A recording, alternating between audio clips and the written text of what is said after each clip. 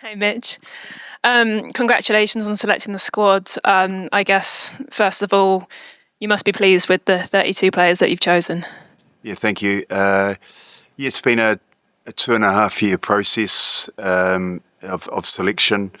I think most people would think you come into a World Cup pre-season and you can be convinced by what you see.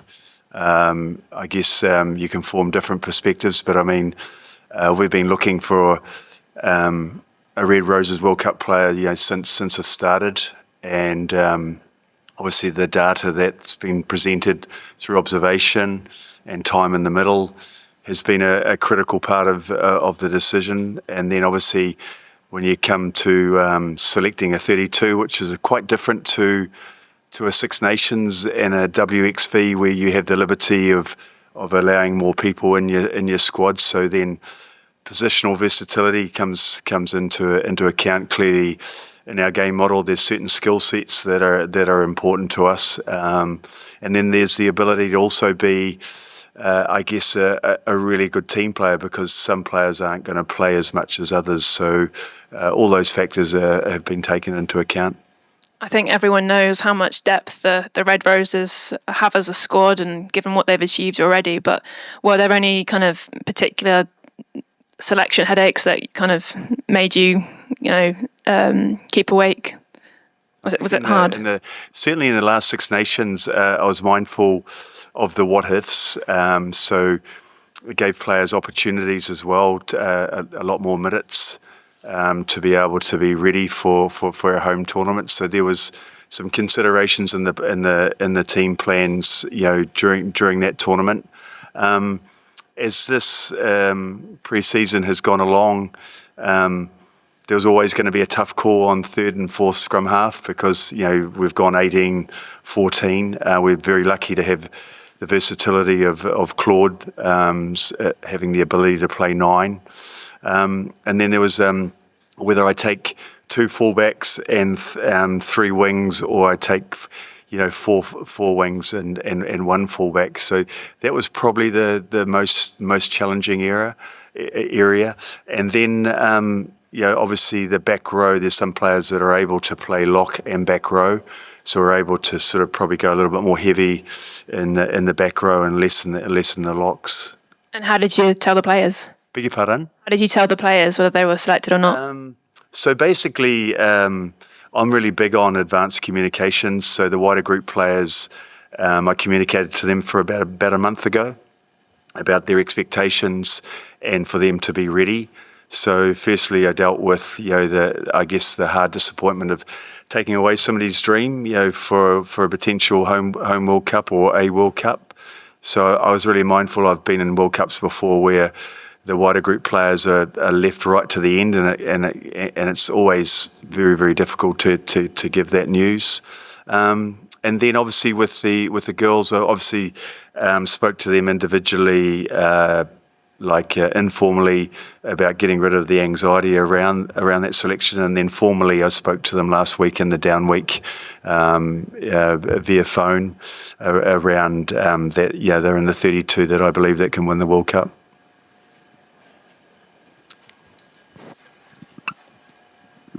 Hi Mitch, Sarah Rendell from The Guardian. Emily Scarratt is in her 5th Rugby World Cup. Just what does she bring to this Red Roses team? Emily's experience, clearly, but more than just the experience.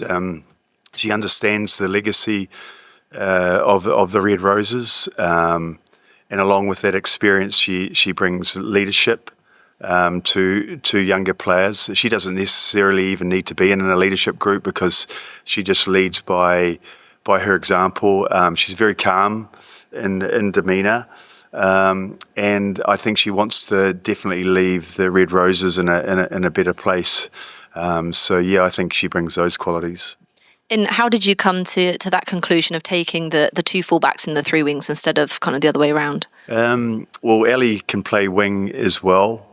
We also got enough time into Emma Singh. She had the opportunity of playing against Italy and France. So playing against France, she might have not otherwise got that opportunity if Ellie was fit. So again, that was a what if that was has allowed us to see her more under pressure. She had a great, she acknowledged it actually, she had a great 30 minutes and then had a really difficult middle period and then got over that, and so she'll be better for that experience. And how has pre-season been for the team? It looked like a lot of fun out in Italy. How has it been from kind of your perspective? Sorry, I missed the first part of your question. Just how pre-season has been in kind of all the different camps, and Italy looked quite special for you and the team. Yeah, we as a heads of department kind of put our heads together and thought, in the planning that through the experience of World Cups, we just and spoke to a number of players. I think Benny Youngs might be around here today, and he was very insightful in the sense that he said that he, over 4 World Cups, he enjoyed the World Cups where it didn't feel like a high performance jail, and I think that little nugget was probably the key to our design. So we've worked really hard into the tournament. We've still got another 3 weeks before we go into the tournament, so we'll continue to work hard, but now we get a chance to test our game and also deal with the what ifs. But I think the spread of home training, interspersed with the actual scheduled weeks of training and camps, and we've just layered stuff really simply. When you come to a World Cup year, it's not about creating a whole lot of new stuff. It's actually about making it even simpler. So we've evolved a couple of things, but we've kept it really, really simple, and everything's pretty much done. And now we get the chance to test everything. Hi John, Chris Nightingale from Sky Sports News. 3 years ago, we saw the Lionesses be the host nation and deal with the pressure of being that and win the competition. How much inspiration can you take from what they did and what they're currently doing now? Oh, you can take a lot. It means a lot to our girls. I think you might have seen some social media footage where they were pretty excited the other night when they finished the game. I just think the Lionesses are, like in 2 tournaments, they've probably demonstrated the qualities. They've clearly got some very strong values that guide them. I think they look like they're really, really clear on their roles, but the fact that the effort that they're showing and the fight, especially when the game is extremely unfair and going against them, I've really enjoyed their calmness. So I think a lot of those qualities do exist within our group as well. So it's really good to see that they're coming out, and it's certainly allowing them to earn the right. And in tournaments, you have to earn the right the hard way, and they're certainly doing that.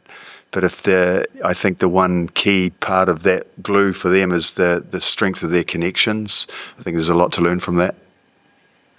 Hi John, Vicky Hodges from Sky Sports News here. So it's going to be the first time that England women have staged the World Cup since 2010. I just wondered if you've been told any stories about what happened during that 2010 tournament and the fact that it was played at sort of mainly in Guildford. And, 15 years on, and the fact that we're here today, the final will be played here at Twickenham Stadium, the impact and how much the game has grown in that short time. We've had the vintage Red Roses in a few weeks ago. I think there's a couple of people in here that were in with the girls, and I just think the stories that they shared about, I guess the roots of the game and where they've come from, and just their stories to get to the point in World Cups was really, really powerful.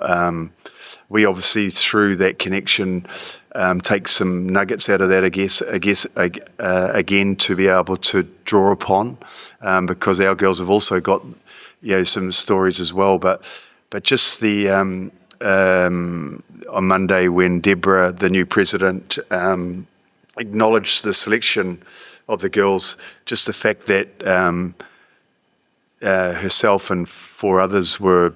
If I'm to be corrected, 4 others were part of the committee that went about, basically the origins or creating the origins of a World Cup in 1991 behind the scenes.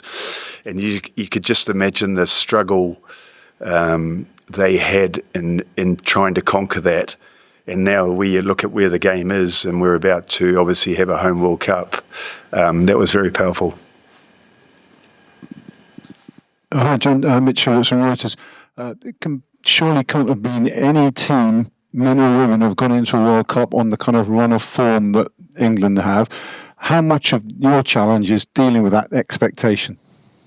I think at the end of the day, we before my time, the Red Roses have set a standard, and it's a standard they look to remain consistent. It's something that they're attracted to, and something that only comes through chasing solutions, and really at the end of the day, looking at the ability to be successful with opportunity. They tend to stay away from the risk of failure and talking about those sorts of things. We're a different team from 22. We're guided by different values. We set out something back in Chester when we first started, and now we've got an opportunity to earn the right and finish something that we started. So we're driven by very, very strong competition. We're probably positionally deeper than we've been before in our history, and that ultimately I think is going to allow us to deal with the challenges, because we're going to lose some teammates along the way, via injuries, and as you know, in the game now, there's HIAs and there's cards and that, so we're going to have to deal with all those factors. But I think we've got the stuff that drives us the most is our competition within.